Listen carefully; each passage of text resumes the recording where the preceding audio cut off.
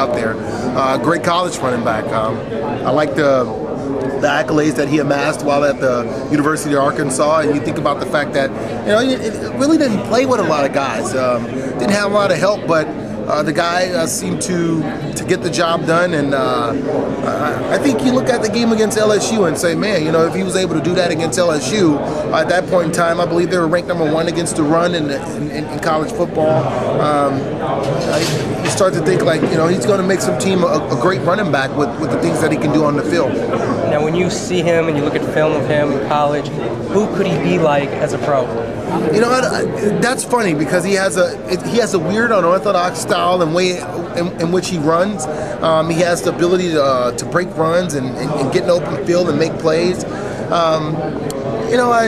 I probably would say a younger version of Marcus Allen and what Marcus was able to do. I think that once he understands leverage and learns how to become a better short yardage runner, and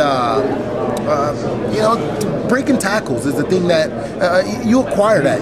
It's not always something that you come into. He's never had to do that, and if he's willing to learn, he can become a pretty good back in this league. I think the Jets might take Marcus Allen if it turns out to be that.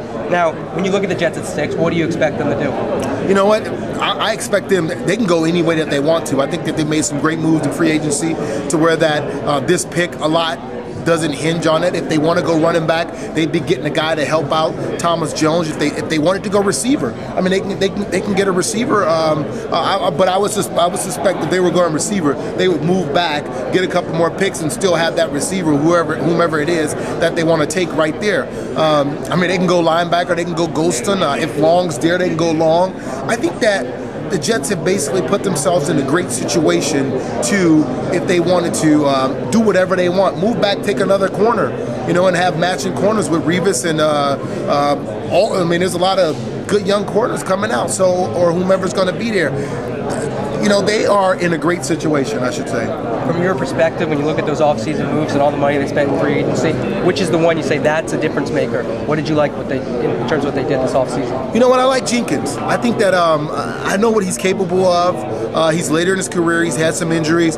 But in the 34 system, to put him at nose tackle, and he's a guy that in the 43 defense you couldn't block, you couldn't single him up. He's going to command the double team. He's going to make the linebacking core better. When you look at teams that play the 34, they have that stout presence in the middle, and the Jets just didn't have that stout presence. Chris had been fighting weight issues.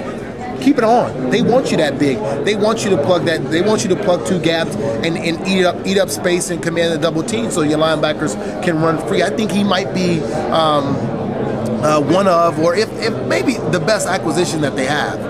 Now here in New York, the draft is obviously a little bit more vital this year for the Jets and the Giants, but the Giants are turning Super Bowl champions. When you look at them, what do they need to improve upon?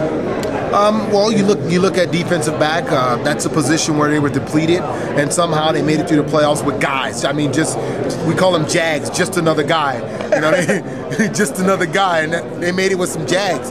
So obviously, you want to upgrade that.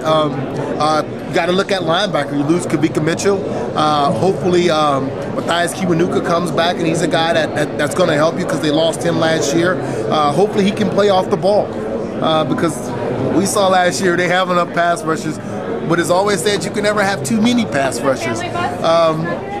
Offensive line, one of the only teams that have backs go over 1,000 yards and not have offensive linemen in the Pro Bowl when you look at that. So continue to build the offensive line and maybe even a receiver. I hate to say that the guy is getting old, but I feel like what Amani Toomer has been through and the fact that he wins a Super Bowl, there's a chance that pretty soon he might be ready to hang him up. And lastly, Ahmad Bradshaw is a guy Giant fans are very excited about. What's your perspective on how good he could be? Well, 7th-round pick. The good thing is when they drafted him, his ceiling was low, and after getting to see him play, his ceiling's pretty high. And where he could go and what he could be, who knows? I'd hate to say it. I hadn't watched the guy practice. I only get to see him in games. I don't know how hard he works to become the player or if he can get to that next level. That'll be interesting. I'd love to talk to his running backs coach and find out exactly what kind of worker he is because the Giants are good at finding running backs.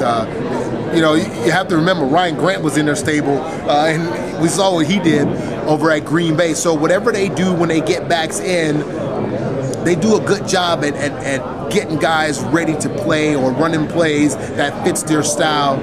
It's going to be interesting to see what happens with him because if I'm correct, they kept Derek Ward. Yes. So now you have Jacobs, you have Derek Ward, and you have him. So and Bradshaw. So now you got a backfield that's loaded. Great. Marshall Faulk of the NFL Network. Thanks for joining us on 1050 ESPN New York. Thank you.